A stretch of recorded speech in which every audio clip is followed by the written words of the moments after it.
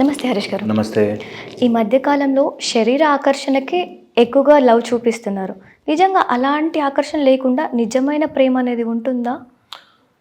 ప్రేమ అనే కాంటెక్స్ట్ మాట్లాడుకుంటే ప్రేమ తల్లి నుంచి వచ్చేలాగా, పేరెంట్స్ నుంచి పిల్లలకు వచ్చేలాగా ప్రేమ ప్యూర్ ఆల్వేస్.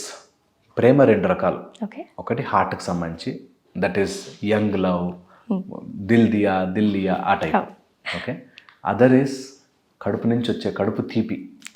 ఓకే. ప్రేమ భగవంతుడి ప్రేమ. ఓకే. మనకి ప్లసెంటా లాగా కడుపు లోపలికి ఫుడ్ కూడా పంపించి మనం బ్రతికించిన ప్రాణం. ఓకే. భగవంతుడి ప్రేమ. ఈ రెండు ప్రేమలకి రెస్పాన్సిబిలిటీ ఉంటుంది. అది కష్టమైన మనకి పాపం ఇష్టంగా తింటున్నాడని ముక్కుతో తినివ్వదు, దగ్గి బయటికి పంపిస్తుంది. ఓకే. సో ప్రేమకి ఆల్వేస్ రెస్పాన్సిబిలిటీ ఉంటుంది. నేను ఏం చేస్తున్నాను, ఎలా చేస్తున్నాను, కమిట్మెంట్తో రెస్పాన్సిబుల్గా ఉండే ప్రేమ నిజమైన ప్రేమ. శరీర ఆకర్షణకి లోనైన ప్రేమ ఎప్పుడు విత్ ట్రాన్సాక్షనల్, నాకేంటి నీకేంటి అనే దాంట్లో ఉంటుంది. అండ్ త్వరగా శరీర ఆకర్షణ వచ్చిన ప్రేమ పడిపోతుంది. ఇన్ఫాచ్యుయేషన్స్ చాలా తొందరగా శరీరము నుంచే పుట్టుకొస్తాయి. ఓకే. బట్ స్లోగా over a period of time అది రియల్ ప్రేమగా మారే అవకాశం కూడా ఉంది. ఫస్ట్ అలా అట్రాక్ట్ అయినా తర్వాత స్లోగా వాళ్ళ జీవితకాలం కలిసి ఉండే ప్రేమలు ఉంటాయి. కానీ ఎవరైతే శరీరము కోసమే ఆర్ శరీర ఆకర్షణతోనే ఉంటారో వాళ్ళ ప్రేమ ఎప్పటికీ నిజం ఉండదు. అందులో ఎప్పుడు కూడా ఏదో ట్రాన్సాక్షన్, నాకు వాట్ యు గివ్, నాకు ఆనందం ఉందా లేదా అని చూసుకునే వాళ్ళు చాలా చాలా త్వరగా అది సపరేట్ అయిపోతారు. అండ్ అది తొందరగా నచ్చకుండా పోతుంది, సఫర్ అవుతారు. శరీర ఆకర్షణ లేకుండా ఉండే ప్రేమ, ఫస్ట్లో ఒకవేళ కలిసి ఉన్నా లేకుండా ఉండే ప్రేమ ఫర్ ఎవర్ బ్యూటిఫుల్ మెమరీస్ వదులుతుంది. శరీర ఆకర్షణతో ఉన్న ప్రేమ నీడ్ అండ్ వాంట్కి వెళ్ళిపోతుంది. శరీర ఆకర్షణలో ఒక బ్యూటిఫుల్ మాలిక్యూల్ ఉంటుంది. ఆ మాలిక్యూల్ వల్ల జరుగుతున్న ఒక problem, that is more and now అనే ఒక ప్రాబ్లం ఉంటుంది. శరీర ఆకర్షణతో ఉంటే ఇంకా కావాలి, ఎక్కువ కావాలి, మోర్ ఇప్పుడే కావాలి, నౌ అనే క్వాలిటీ శరీర ఆకర్షణ క్వాలిటీ. మోర్ అండ్ నవ్ అంటే ఎక్కువసేపు గడిపితే బాగుండు, నేను ఎక్కువసేపు మాట్లాడితే బాగుండు, ఇంకా ఎక్కువ మాట్లాడు, నాతో సమయం గడుపు, అండ్ ఇప్పుడే నాతో ఎందుకు కాల్ చేయట్లేదు, ఇప్పుడే కాల్ చేయి ఆర్ ఇప్పుడే కావాలి నాకు అనేది శరీర ఆకర్షణకు సంబంధించింది. It will ask for now and more. Okay. అందులో ఇంకా రైట్ ఉండదు, రాంగ్ ఉండదు. నవ్ అండ్ మోర్లో it can go to wrong also. But whereas real లవ్లో నువ్వు ఇప్పుడు కాదురా, ఎప్పుడు వచ్చినా నువ్వు నాకు చాలా ప్రేమగా చూసుకుంటావు. My love is so pure, I will wait for you. ఆగి వెయిట్ చేస్తుంది, ఓపిక చాలా ఉంటుంది, వెయిట్ చేస్తుంది. అదే నిజమైన ప్రేమ. That I'm not expecting anything. నువ్వు హాయిగా ఉన్నావంటే చాలు నాకు. ఆ just your thought can give me bliss. Okay. వేరే శరీర ఆకర్షణ ప్రేమ నాకు ఇప్పుడే కావాలి, ఇప్పుడే మాట్లాడాలి, నువ్వు ఇలాగే ఉండాలి, ఇలాంటి బట్టలు వేసుకోవాలి, ఇలాగే చేయాలి. నవ్ అండ్ మోర్ అనేది ఎక్కువైపోతుంది. వాళ్ళు ఒకరోజు ఒకలా గడిపి ఇంకేం వెరైటీ ఉంది, ఇంకేం చేయగలం, ఇందులోనే ఉంటారు. కొత్త గిఫ్ట్లు కావాలి, కొత్త ప్లేసులు కావాలి, కొత్త ఆకర్షణలు కావాలి, కొత్తగా రెడీ అవ్వాలి. వేరాజ్ రియల్ లవ్, ట్రూ లవ్లో there is nothing like that. Everything is pure, I can wait for you. And ప్రతి దానికి ఒక రెస్పాన్సిబిలిటీ ఉంటుంది. నేను ప్రేమలో ఉన్నాను కాబట్టి నువ్వు బండి మీద తిప్పు లేదు, ఉండదు. మంచిగా చదువుకోరా, బాగుపడు, నువ్వు మంచిగా డబ్బులు సంపాదించుకో, మంచిగా సెటిల్ అవ్వ, కెరీర్లో నేను వెయిట్ చేస్తా అనేది ట్రూ లవ్ ఉంటుంది. వేరేస్ ఫిజికల్ అట్రాక్షన్ అంటే అవన్నీ పక్కన పెట్టి, నేను చాలామందిని ఈ మాల్స్లో వాటిలో చూస్తాం కదా, ఒక వ్యక్తి నిన్ను వాడి కాలేజ్ వదిలేసి, వాడి లక్ష్యం వదిలేసి, వాడు ఏమీ లేకుండా బండి మీద తిప్పుతున్నాడు అంటే వాడికి ఒక గోల్ లేదు అంటే he's just using your time అంతే. నీకు అక్కడ నిజమైన ప్రేమ లేదు. ఊరికి ఆ బండ్ల మీద తిప్పడం వల్ల, లేకపోతే మాల్స్కి తిప్పడం వల్ల నీ లైఫ్లో ఎప్పటికీ మంచిగా జరగదు. ఇది తెలుసుకోవాలి. చాలామంది పిల్లలకు తెలియదు. బండి మీద తిప్పుతున్నాడు, ఎక్కడి నుంచి వచ్చింది ఆ డబ్బు, ఆ బండికి పెట్రోల్ ఎక్కడి నుంచి వచ్చింది, ఆ తిప్పుతున్నంతసేపు నీతో ఏం మాట్లాడుతున్నాడు. It's just your beauty. బాగున్నావు, మన లైఫ్ బాగుంటుంది, బాగున్నావు, ఇంతే ఉంటాయా? దీనిలో ఉన్నవాళ్ళు సఫర్ అవుతారు ఖచ్చితంగా. One day they will come back to that spot. ఏం చేశాం రా నా లైఫ్లో, నా పీక్ టైంలో, చదువుకునే టైంలో, లక్ష్యం పెట్టుకునే టైంలో, బ్రహ్మచర్య సమయంలో, నేను ఫోకస్ చేసి నా స్కిల్ని పెంచుకోవాల్సిన టైంలో నేను ఏం చేస్తున్నాను అనేది సఫర్ అవుతుంది. So very very important. ఎప్పుడు కూడా ఫిజికల్ అట్రాక్షన్కి పడిపోయి ఒక ఏజ్లో హార్మోన్స్ చేసే పనులు, మన లోపల కెమికల్ మార్పులు జరగడం వల్ల జరిగే పనులు రియల్ కాదు. ఎందుకంటే ఆ కెమికల్స్ అలా వచ్చి అలా పడిపోతాయి. దెన్ వేరే టైం వచ్చినప్పుడు యూ విల్ సఫర్ అన్నది తెలుసుకోవాలి. ఇది తెలుసుకున్న రోజున అన్నీ బాగుంటాయి. Life will be nice, beautiful and real ప్రేమలు అలా వస్తాయి మన లైఫ్లోకి.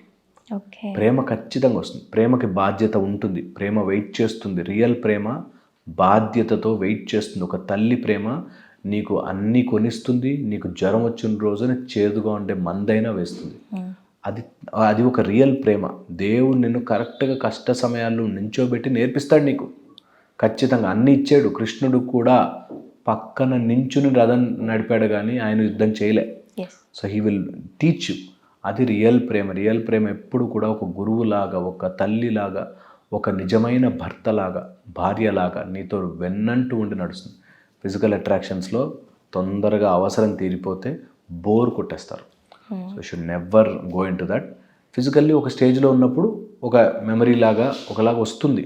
దాన్నే మనం అబ్జర్వ్ చేసి ఆలోచించుకుని జాగ్రత్త పడితే లైఫ్ తర్వాత అంతా బ్యూటిఫుల్గా ఉంటుంది. చాలా బ్యూటిఫుల్గా ఉంటుంది. అది తెలియక ఇప్పుడు చాలామంది యంగ్స్టర్స్ తెలియకుండానే అసలు జెన్యున్గా ఇది లవ్వా లస్టా అని కూడా అర్థం అవ్వట్లేదు సార్. దేనికి పడిపోతున్నారో కూడా తెలీదు. వాళ్ళకి క్లియర్గా తెలుసు, తెలియదు కాదు. ఖచ్చితంగా వీళ్ళు అట్రాక్షనే, అది ఇన్ఫాచ్యుయేషనే, టైం పాస్ అన్న వాళ్ళు చాలామంది ఉన్నారు. టైం పాస్ అనుకునే మేము వెళ్తున్నామండి అని కూడా చెప్పేవాళ్ళు ఉన్నారు. ఇప్పుడు అంటే మేము నెక్స్ట్ జనరేషన్ వచ్చేసాము, మేము చాలా అడ్వాన్స్డ్, దేనికి రిలేషన్షిప్లోకి వెళ్ళాలి, దేనికి కలిసి ఉండాలి, మాకేం అవసరం కావాలనుకుంటే మేము ఇద్దరం సంపాదించుకుంటాం అనేటట్టుగా ఉన్న వాళ్ళు కూడా ఉన్నారు. They think they are advanced.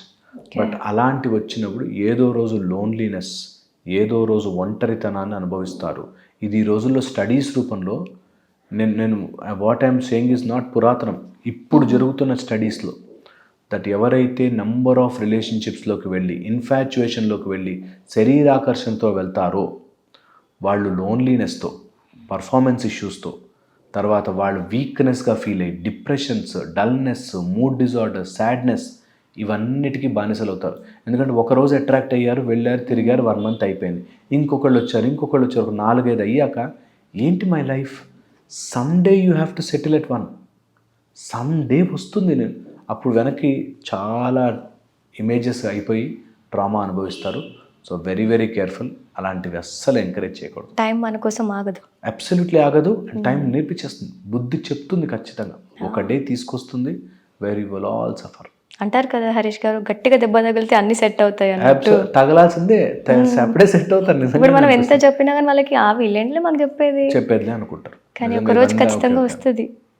And అలాంటి విషయాలు వాళ్ళు, అలాంటివి సపోర్ట్ చేసే వాళ్ళు చాలా గొప్పగా కనిపిస్తారు ఆ టైంలో. ఆ టైంలో ప్రేమ అలా బండ్లు వేసుకుని తిరగడమే గొప్పది, నచ్చినట్టుగా బతకాలి, లైఫ్ ఓన్లీ వన్స్ ఉంటుంది, ఈ టైప్లో చెప్పేవాళ్ళు చాలా గ్లోరిఫైడ్గా, కలర్ఫుల్గా, అద్భుతంగా కనిపిస్తారు. అదే వర్స్ట్ పార్ట్.